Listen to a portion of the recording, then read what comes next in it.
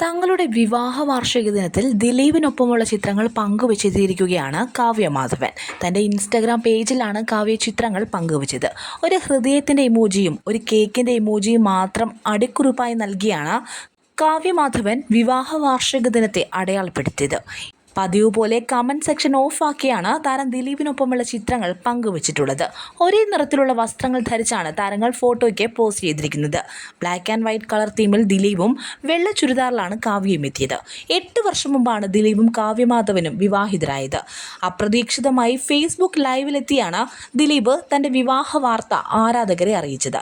Cinema രംഗത്തെ പ്രമുഖർ മാത്രം പങ്കെടുത്ത ലളിതമായ ചടങ്ങിലായിരുന്നു വിവാഹം നടന്നത്. അന്ന് സ്കൂൾ വിദ്യാർത്ഥിനിയായിരുന്ന മീനാക്ഷിയുടെ സാന്നിധ്യത്തിലായിരുന്നു ഇരുവരും ചടങ്ങുകൾ നടത്തിയത്. ഒട്ടേറെ വിവാദങ്ങൾക്കും ഗോസിപ്പുകൾക്കും ഒടുവിലായിരുന്നു ദിലീപിന്റെയും കാവ്യമാധവന്റെയും വിവാഹം നടന്നത്.